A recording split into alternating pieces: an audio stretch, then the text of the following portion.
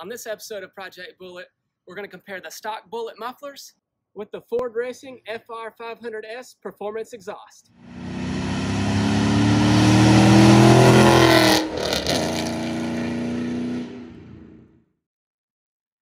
Here's a close-up of the stock Bullitt mufflers. They were designed to sound like the Mustang in the movie Bullitt, starring Steeda McQueen. Ford Racing actually puts out a true dual exhaust kit for the V6 Mustangs, the 4.0s, and that exhaust kit comes with these mufflers. They have a 3.5-inch polished tip, and they have a pretty good tone. Now compare those stock Bullitt mufflers with the FR500s mufflers, and you'll notice that they have the same tip. And that's one of my favorite things about these mufflers. They keep the stock Bullitt look while increasing volume. As you can see, the baffles are much smaller, and as a result, you have better exhaust flow and a louder tone. Before I get into the sound clips, I wanted to remind y'all that I have the Kooks Long tube headers and an off-road H-pipe, so that will change the tone and the volume of these axle backs. So just keep that in mind.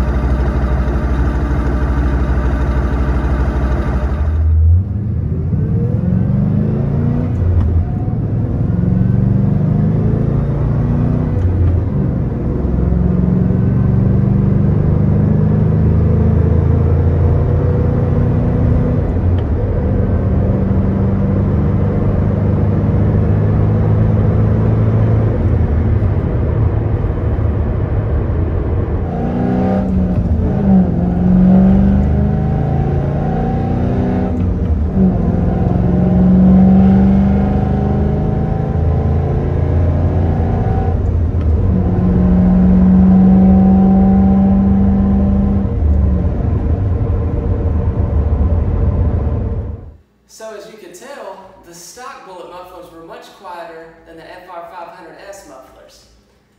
This was the first time I actually had the stock Bullitt mufflers on the car with the long tube headers and the off-road H-pipe, and I was shocked at how quiet it was.